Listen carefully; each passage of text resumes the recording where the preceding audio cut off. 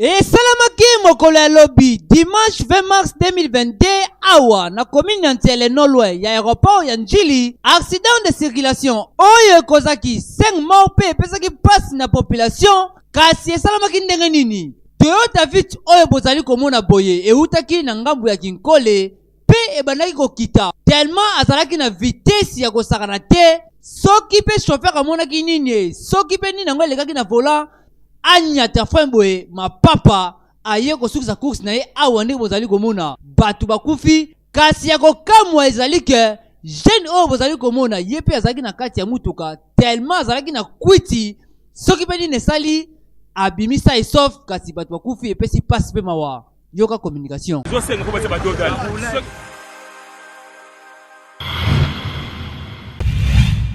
Chef de l'État congolais Félix Antoine Tshisekedi a commis à Dubaï lelo pour assister à la journée consacrée à la République démocratique du Congo Expo Dubaï 2020 prévu mokolo ya lobby mardi pe ba signature d'accords commerciaux entre République démocratique du Congo na Émirats arabes unis bokolanda yango na ba édition prochaine Kinshasa Brazzaville mokili mobimba na pesi bino mbote bon début ya semaine na mabota na bino. Clôture, il y a séminaire, il y a appropriation, il y a programme, il y a développement local, il y a 145 territoires, il y a République démocratique du Congo et Salamaki Mokolo, il y a lobby, na salle, il y a congrès, na palais du peuple et pas il y a Premier ministre Samalou Konde. Clôture, il y a séminaire d'appropriation, il y a programme, il y a développement local, il y a 145 territoires, il y a République démocratique du Congo. Et c'est le maki mokolo lobi dimanche 20 mars 2022 na salle ya congrès ya palais du peuple cérémonie yango azalaki conduite et pas ya premier ministre chef ya gouvernement Samalou Konde oyo représentaki chef de l'état Félix Antoine Tshisekedi Tshilombo après lancement na yango oyo esalemaki week-end eleki. Clôture yango esalemaki kitoko na présence ya ba autorité ebele ba participants na ba députés provinciaux oyo bazalaki plus ou moins 780 pour na ko participer na ba travaux yango. Après rapport ya résolution boba que quelques recommandations esalemaki et pas ya ba députés provinciaux mingi na oyo etali bongo barrière na bango po basali basanza ebele bazali kofuta mate c'est-à-dire banyongo eleki ebele basengaki ba élection ya malamu et babongo kosalema po bango bazali ba organe délibérant po na ba province oyo ezali concerné na ba élection ya ba gouverneur pe ba vice gouverneur na ngambo na bango ba députés provinciaux basengaki lisusu misala ya développement ya 145 territoires et selema kitoko pe gouvernement central et babongo kokanisela bango na ba jeep lokola bango pe bazali kosala mosala ya makasi nyonso oyo ezalaki présenté et pa ya premier ministre pe na simana yango balekalaki na clôturer cérémonie yango ezalaki haute en couleur pe boende ezalaka bote. Sima ya clôture, ba députés provinciaux, ba pesa qui impression na bango, bazali ki bongo na micro ya Olivier Matota. Nako yeb sabino ki non projet yango biso tozaki associé en tant qu'instrument provincial. Tozaka société mais ba société des exécutifs au niveau provincial. Et les locaux ba bengi biso pour ba informer biso mais ba sen na biso to s'approprier na projet o. Donc ko s'approprier et comme œuvre ensemble et puis œuvre à province. Et alors ba sen na biso to sensibiliser sous parce que les 145 territoires pour développer, c'est vrai. Mais détail, ils ont un deuxième document sur les lots, de travailler en commission pour nous consulter dans chaque secteur, dans chaque village, dans chaque groupement, ni de salle. Donc, marché oyo, et faire bénéficier de la province à Congo central. Bon, et belé, ou bané ko échapper na biso. Dédé et ko sécuriser la population de ça et la population de ça et aux ensuite de l'autre parce que nous sommes dans un centre moko et place où on a roteka na batu batu on somba soko. Wanande interception susu. Na ko créer ba centrale na niveau ba secteur pona bamboka neti basona bata balula oyo ba centre minene kina sango me eza moliliti lelo de siècle de siècle voilà. Les députés provinciaux doivent vendre combien na ba population bengi sa biso toyeba projet wana toyeba ngo malamu tosaproprie yango po tolandela ndenge baza kosalela yango ekoma ntina suka donc responsabilité wana bapesi biso yango nabengisaki biso tala projet wana todiskute malamu tozwaki mbela ya mokonzi babengaki biso badepute nyonso ya Congo mobimba toya kokutana bisika biye mpona mabongisi oyo mokonzi na ekolo asali mpona baprojet baprogramme ya 145 territoire yango amonaki keno esengelaki biso mpe badepute provinciaux tozala mpo biso nde tozali penepene na bapopulation na baterritoire oyo ezali vise na misala yango ya projet ya 145 territoire nde yango tobengamaki tokotaki na misala tosi tobongisi ezali na bisika oyo ezalaki malamu te tomeki kolakisa keno voilà soki ezali nzela ifale kosala awa soki ezali kotonga ba école ifale kotonga na école na esika eye soki ezali hôpital esika oyo soki ezali kotia mwa lotiliki bati yango esika tel tosilisaki mabongisi yango lelo nde yango bazopesa rapport sika eloko ezali keno awa ngai nazozonga nakozala obligé kokende kopesa na population na ngai sango na makambo oyo tikoleka awa bayeba lelo keno vala mokonzi na mboka andimi mpe akanisi bango na ngonga oyo akobongisela bango banzela po ke biloko na bango ya bilanga ebima bakotela bango lotiliki bakobongisela bango banzela bakobongisela bango ba centre de santé na ba classe ya malamu pour ke bana na biso batanga malamu.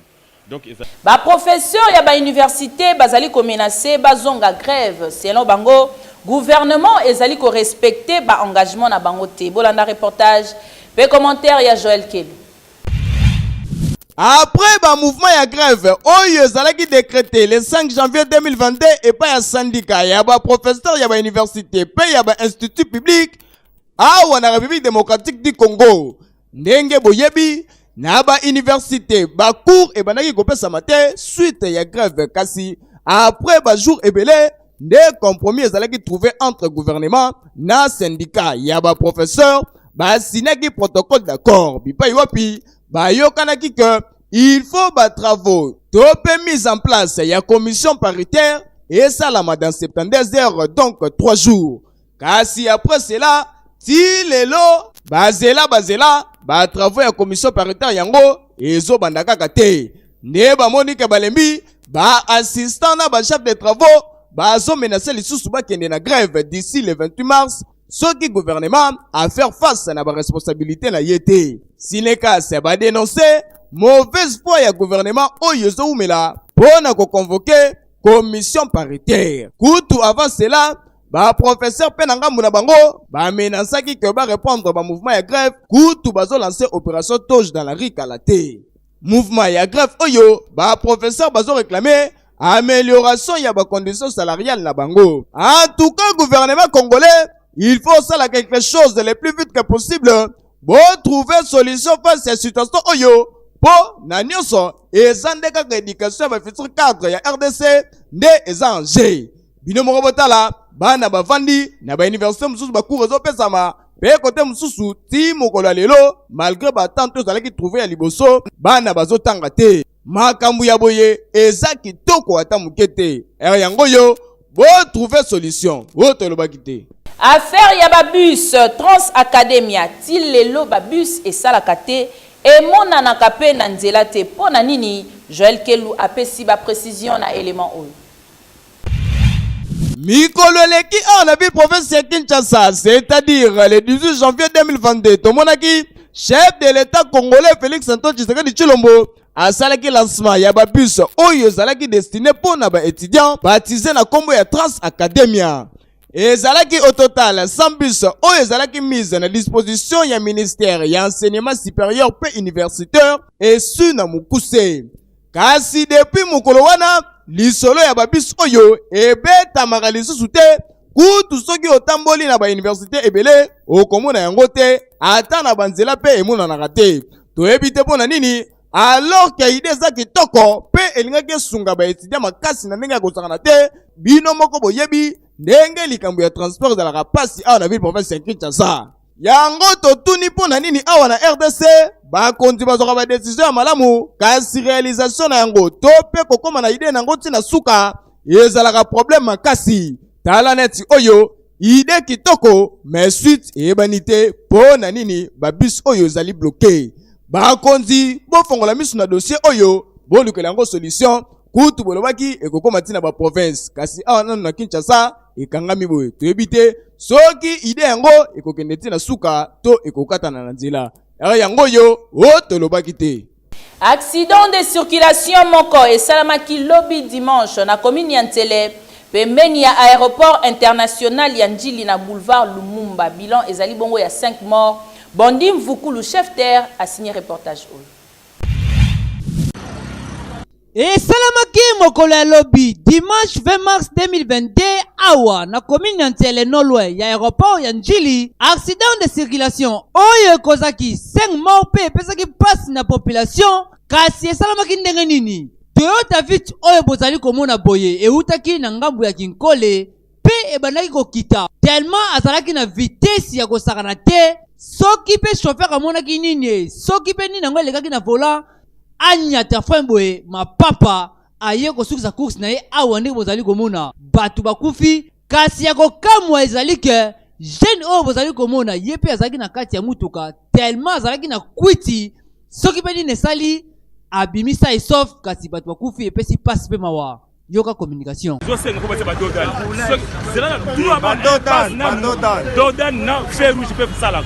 Parce que nous faisons ça là, la musique là, je peux montrer que c'est ralenti. Mais tant que ça dit, nous allons monter mon bandit aussi là. Et puis alors que nous sommes sous le fait, le chauffeur, tant que tout le monde, le chauffeur dit qu'on a tout à qui minae. Et ça les sous qui là, il y a pas de problème tout nae. Or que tant que tout dit tellement l'état zali, pas comme mayoté. Au ça la cache après au bima. Na suika on a merci. Mutu koyo emutaki boye. Ezoke kingasani. Jipi moko ezalaki na sima na yango.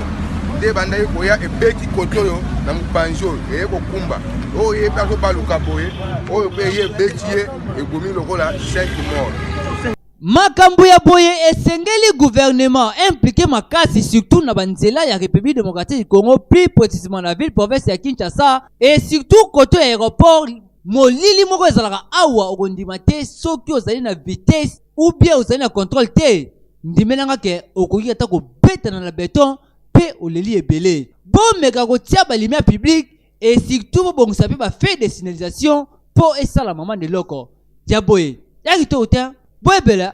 Olingi au voyager avec assurance peut sans problème contacter l'agence de voyage Eric Travel.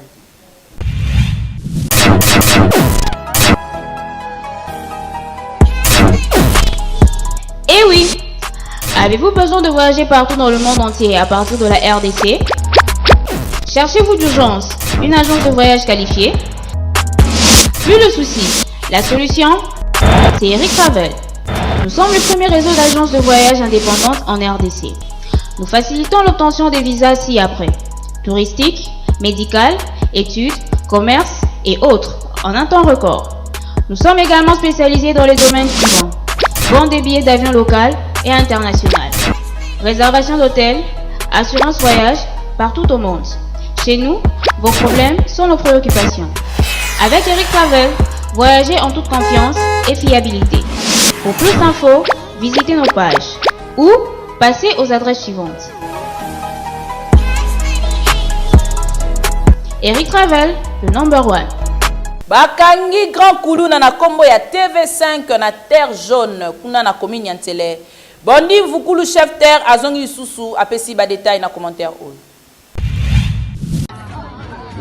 Babengaka ye TV5 muyibi monene oyo amenasaka population ya terre jaune na commune ya Ntele. Selon population balobi ke TV5 oyo bozali komona boye azali mama na muyibi oyo operaka ata na moyi soki obimi akoya abuki porte na yo ndimela ngai ke akosokola yo ndaku atatonga akotika te nde mokola lelo baye kotai maboko botala ndenge azali kotata bana lokola ngulu ale savon tangu population emonaki micro ya magazine Kin l'artiste na sengo na motema balobaki boy tuka bano yo balembisi biso na mboko oyo bakomi kokale batu partout na bare donc balembisi biso ata na moi bauti kokata mutu na se kuna koleka porte rouge kokita kote libenge salami mutu na moi boye azokende osalisa mosala lupangu na ye babimisa epesa mbongo baweli machete akata na loboko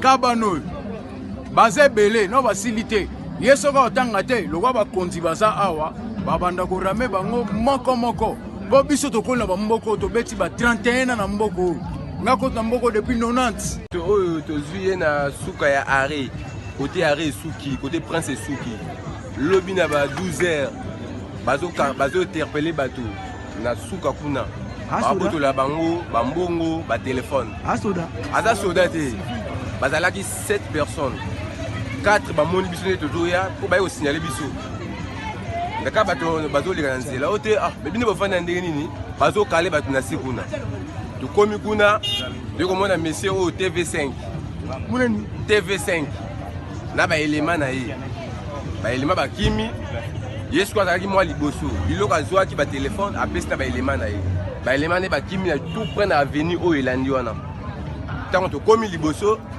totikali na ye totikali asali mwa barésistance ti ndenge baelema mosusu bayaki. En tout cas, la police longonya makasi na ndenge botie maboko na TV5 oyo azali moyibi monene oyo banaki kotia population ya terre jaune na commune ya Ntele mal à l'aise. En tout cas, esengeli akende mosika akende atakanya makasi akende kosala service national po biloko eya awa la vie province ya Kinshasa esala pe mama neloko boete.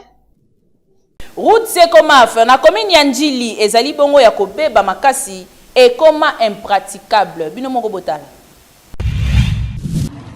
Tozali na commune ya Njili, précisément na route Sekomaf ndenge kaka bozali komona baisager ya nzela oyo bakoma na difficulté ya nyama pona ko transporter biloko oyo utaka na ba village. Selon bango balobi ke nzela oyo ezali parmi ba route principale oyo utaka na Congo central pe ekota na ba village lokola Dingi Mbuku ti obima na frontière ya Congo central Kinshasa. Kasi soki otali nzela yango ndenge ekoma okolela ebele ndenge kaka bozali komona bavelo oyo nde ekoma kopermettre bango mpona komema biloko oyo eutaka na bavillage mpo awa voiture ata moko te ekoleka mpo nzela ya malunga ezalaka te. Nzela yango esali bambula na bambula autorité ata moko te aya mpona kotrouvele bango solution. Or route oyo soki babongisi yango ekoki mpe kopermettre na biloko oyo eutaka na bakongo central ekota na ville province ya Kinshasa na facilité. Na micro ya magazine King l'artiste yoka cri d'alarme. Senga bakonzi babongisela biso nzela kuna toza na pasi ebele moye totambola pe bien kuna bapon ezali ya nzete toza na pasi ebele ere moko omoni okitaki okwei na mai na makala na velo boye pon ekatani toza na pasi nzela babongisela biso nzela ya bien te toza 2 jours na nzela oyo 3e jour basaki peneza na balancement nde toza boye ba 20 000 ezali ba 15 000 16 000 17 000 ezali oyo toko interpeller kaka na ba autorité compétent et surtout tozali na projet ya Tilengelu komekana nu kosala route oyo pona ko faciliter bato ba utaka la Congo central bakita la ville province ya Kinshasa ole ya kokendaka nzela ya Matadi Kibala soki bobongisi route Sekomaf oyo ekosala mama neloko boete. Olingi ozwa visa na facilité pe na rapidité monde dynamique pour le changement MDC na mokuse ezali wana pona ko satisfaire bino.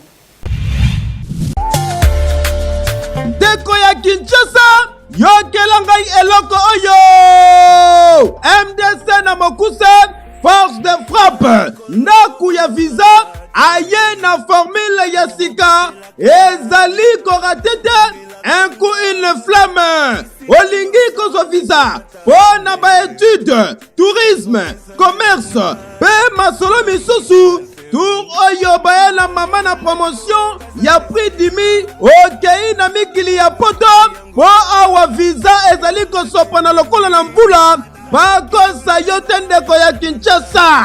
Démarche ya visa pona Canada na $1000 ya pamba omoni mikili ya poto tolobi bien $1000 ya pamba oza na prise en charge complète pe accueil sur place soki ozali na ndeko moko te na mboka ya Canada. bongo soki olingi okende na mboka ya Turquie na $500 ya pamba oza mobimba ozwi visa na yo wana kutu ezali kusure chemin ezala moko MDC dossier na opepele o bakanga na famille okenda epai de yakawa aona biso même ka bakanga peka yo na kili mpona bamboka lokola Chypre, Tunisie, Cuba, Afrique du Sud mpe bamboka misusu wana kutu ezali mai ya lobo na une semaine ya pamba ozwi visa na yo ovoyage pepele. Merci beaucoup na agence MDC na bengi vraiment batutu baza posa voyager bakende na mboka Canada boya na agence MDC dans l'aéroport ya Njili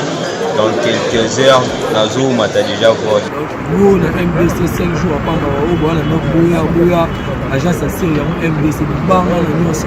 Je dis vraiment merci à l'ONG MDC parce que j'ai obtenu mon visa et aujourd'hui c'est le jour du départ au mois de décembre. Donc je vais commencer les études pour la session d'hiver, donc janvier 2022. Merci l'ONG MDC pour l'assistance Visa Canada. Voilà, tout est là. Voilà, je suis déjà sur le point de départ vers le Canada. Je vous invite à venir nombreux. C'est sérieux et efficace. Merci. Adresse okokuta biso na croisement Mushika Binda na commune ya Lingwala na quartier Bovan à quelques mètres na boulangerie Pain Victoire pe na Tchangu tozali na Rebetani na commune ya Masina sur boulevard Lumumba okoti na MDC odimi na mikili ya poto basinga ya courant na quartier Kingabwa Yaoundé na commune ya Limité eza na état ya mabe makasi.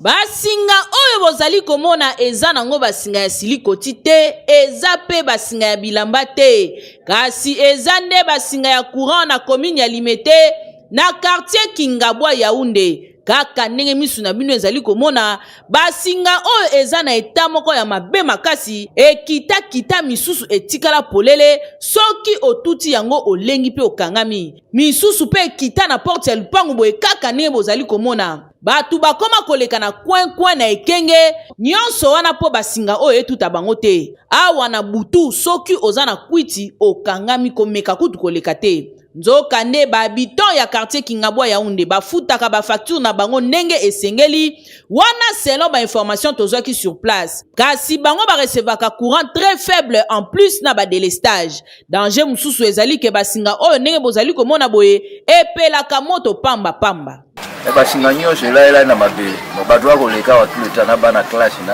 makambo nyonso mabe ntango mosusu epelaka bena moto na bato bakoboya mbango kobwaka batielo kufuba sala ngo eso pe bakoluka moto akufa na nsima ya kobongisa toyebi ntina te le basinga neza mabe ezokatana na papa mezokuya sombulu edeta pe aparta asinga ala ndi ezokatana na papa mba ezopesa pe perte ya courant bato so baza na courant faible.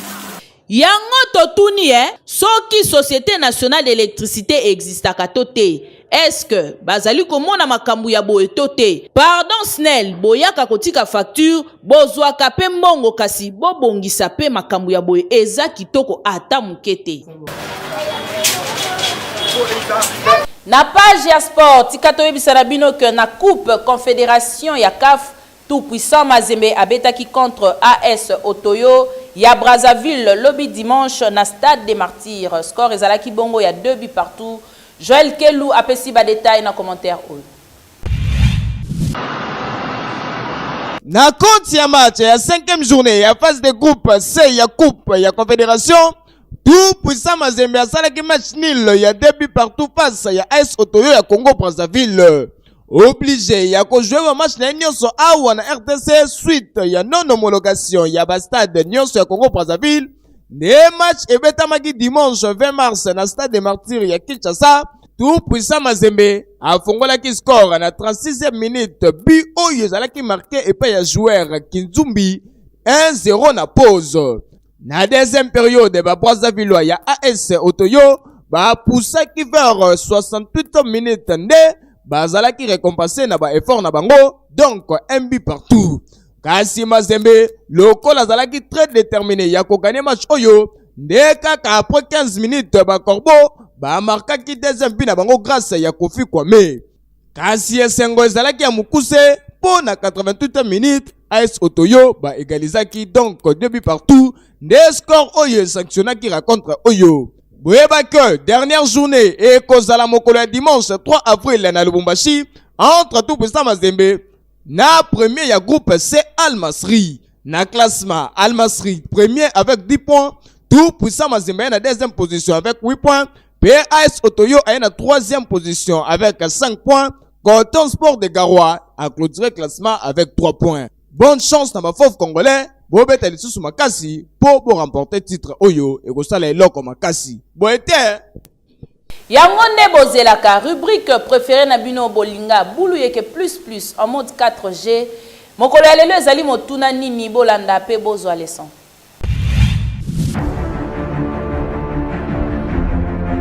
Eloko eza nango te bulu yeke nde kindoki kati na nkolo. Bonjour Banakin, kombo nanga Giovanni nazali mulandi ya munene ya Le Grand magazine King d'artiste. Question na ngai ya lelo ezali bourgeois ezali bubu ya bana miketo bubu ya mikolo. Bourgeois eza bubu te ya bana mikete ya mikolo te meza muto aza mukonzi. Muto aza neti mukolo nde akobenge le bourgeois. Ngaza bourgeois te po bourgeois eza muto aza mwa neti leader ngaza bourgeois te. Bourgeois eza bubu ya bana miketo bubu ya mikolo. Bourgeois eza muto ana mbongo. Muto ana mbongo bele. Bourgeois. Mbongo bele ba benga ke bourgeois. Yo poza bourgeois. Tenga na bourgeois ta. Bourgeois eza bubu ya ba bébé to bubu ya mikolo. Bourgeois eza bubu ya mikolo te. Eza pe ya bana mikete. Ah, eza muto ana mbongo. Eza muto asana mwana. Eza muto asana moyen. Bourgeois. Bourgeois eza bubu ya ba bébé to bubu ya mikolo.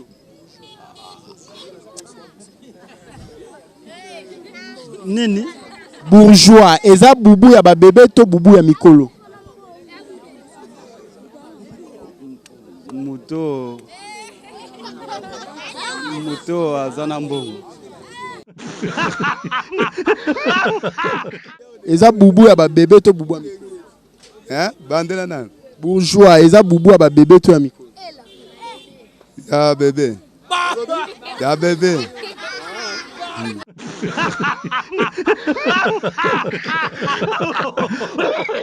Qui est l'artiste? Boulouye qui est plus original. Ne tombera jamais Original. Chikoto kanano bundite. Boulouye qui est makambo. Ça parle plus trop. Boulouye qui est makambo. Et ça c'est l'original, parole du maître. Quand on connaît, on connaît. Boulouye qui est boma. Boulouye qui est boma. Et quand on ne connaît pas, on apprend. Zalalaise. Parole du jeune maître, parole du jeune maître.